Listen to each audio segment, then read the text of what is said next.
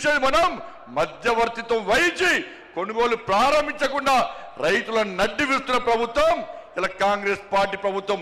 ఉద్యోగులకు డిఏ లేవు, పిఆర్సీ అమలు లేదు, నిరుద్యోగులకు ఉద్యోగం లేదు, నిరుద్యోగ వృత్తి లేదు, విద్యార్థులకు భరోసా కాలేదు, 2500 మహిళలకు లేవు, 4000 రూపాయల ఆసరా పెన్షన్ లేదు, అందరికీ రైతు భరోసా లేదు, అందరికీ రైతు బోనస్ లేదు. వాళ్ళు ఏమీ లేకుండా ఇలా 6 గ్యారెంటీలు పక్క పెట్టి కేవలం ఢిల్లీకి పైసలు పంపడే లక్ష్యంగా ఇలా రేవంత్ రెడ్డి ప్రభుత్వం పనిచేస్తున్న విషయాన్ని ఒక్కసారి గుర్తు చేసుకోవాల్సిన అవసరం ఉంది. ఇలా ఇచ్చేది మనమన్నా ఒక్కసారి నాతో పాటు చెప్పండి అన్నా. ప్రధానమంత్రి గరీబ్ కళ్యాణ్ అన్న యోజనకు బియ్యానికి పైసలు ఇచ్చేది ఎవరన్నా? ఇవాళ బియ్యానికి పైసలు ఇచ్చేది నరేంద్ర మోడీ ప్రభుత్వం అన్నా.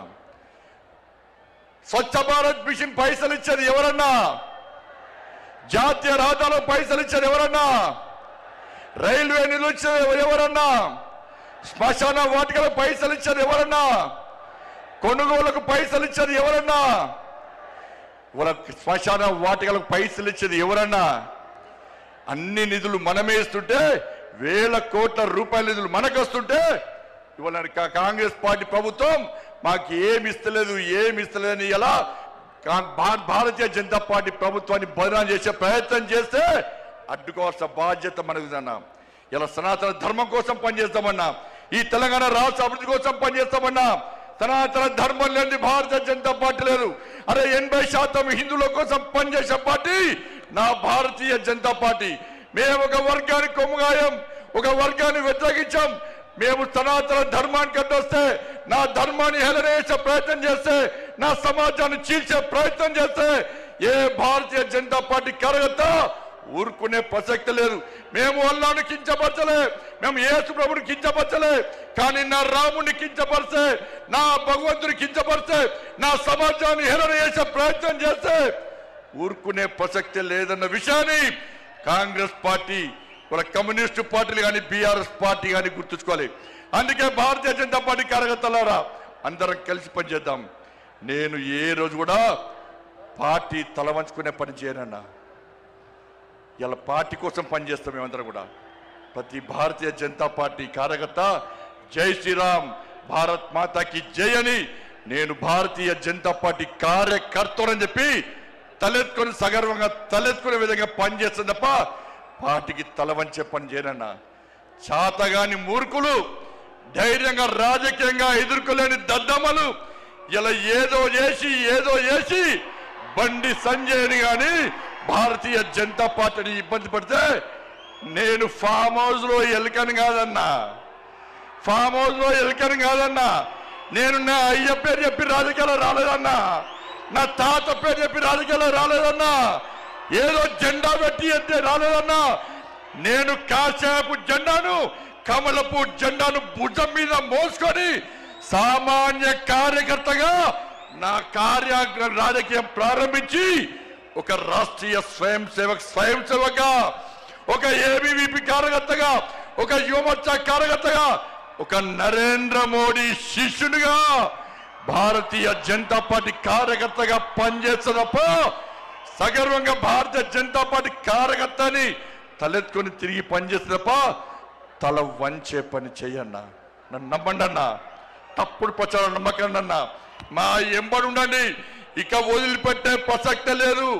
ఈ రోజు నుంచే మోడీ గారు ఈ రోజు వచ్చిపోయిన తర్వాత ఈ రోజు నుంచే తెలంగాణ రాష్ట్రంలో ధర్మం, తెలంగాణ అభివృద్ధి, ధర్మం ఆధారితంగా తెలంగాణ రాష్ట్రాన్ని అభివృద్ధి చేయాలంటే జై శ్రీరామ్, జై తెలంగాణ, జై శ్రీరామ్, జై శ్రీరామ్. ధన్యవాదాలు. జై శ్రీరామ్, జై తెలంగాణ. భారత్ మాతా కీ, భారత్ మాతా కీ. దేశం కోసం మోడీ, దేశం కోసం మోడీ. భారతీయ జనతా పార్టీ ఓబీసీ మోర్చా జాతీయ అధ్యక్షులు, రాజ్యసభ సభ్యులు డాక్టర్ లక్ష్మణ్ గారిని మాట్లాడాల్సి కోరుతా ఉన్నాను.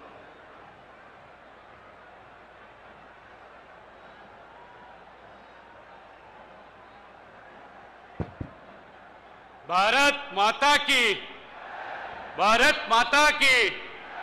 జై శ్రీరామ్, జై శ్రీరామ్. నరేంద్ర మోడీ గారి నాయకత్వం, నరేంద్ర మోడీ గారి నాయకత్వం.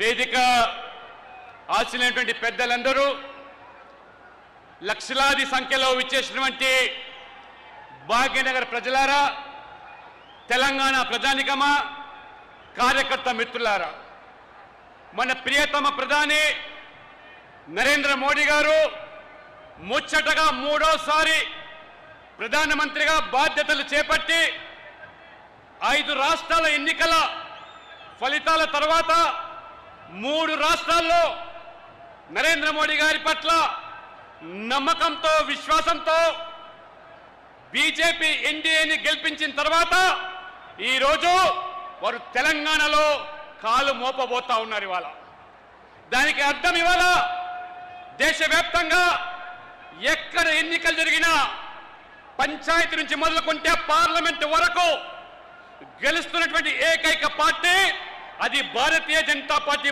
మాత్రమే అని ఇవాళ బెంగాల్ గెలిచాము, అస్సాం గెలిచాము, పుదుచ్చేరిలో గెలిచాము. వై నాట్ తెలంగాణ అనే ఆలోచనతో పిలుపుతో ఇవాళ మోదీ గారు ఈ హైదరాబాదు భాగ్యనగరంలో అడుగు పెడతా ఉన్నారు. ఇవాళ మోదీ గారి యొక్క అభివృద్ధి ఎజెండా, మోదీ గారి మంత్రం అంతా కూడా వారు అభివృద్ధి మంత్రమే. మోదీ గారి పట్ల ఉన్న నమ్మకము, విశ్వాసమే ఇవాళ వారిని గెలిపిస్తా ఉన్నది. ఇవాళ గతంలో మనం చూసాం ఈ రాష్ట్రాన్ని 10 సంవత్సరాలు పాలించినటువంటి బీఆర్ఎస్ ఏ రకంగా ఈ తెలంగాణను దోచుకున్నదో, ప్రజల మార్పు కోసం కాంగ్రెస్ కి అవకాశం ఇస్తే పెనం నుంచి పొయ్యిలో పడ్డట్టుగా ఇద్దరు కూడా కాంగ్రెస్ బీఆర్ఎస్ తోడు దొంగలు మాత్రమే. ఇవాళ గతంలో యూపీఏలో కాంగ్రెస్ బీఆర్ఎస్ కలిసి ఈ దేశాన్ని పాలించారు. ఈ రాష్ట్రంలో 2 పార్టీలు కలిసి పాలన కొనసాగించాయి. కానీ తెలంగాణకి ఇచ్చింది ఏమిటి? ఈ 2 పార్టీలు తెలంగాణ చిప్ప చేతికిస్తే ఇవాళ నరేంద్ర మోడీ గారు చాలా స్పష్టంగా ఒక రైల్వేకు మాత్రమే ఉమ్మడి ఆంధ్రప్రదేశ్ కు 886 కోట్లు ఆనాడు కాంగ్రెస్ బీఆర్ఎస్ కలిసి ఇస్తే ఇవాళ నరేంద్ర మోడీ గారు కేవలం ఆంధ్రప్రదేశ్ కు మాత్రమే 10,000 కోట్లు రైల్వే అభివృద్ధి కోసం ఇచ్చాడు.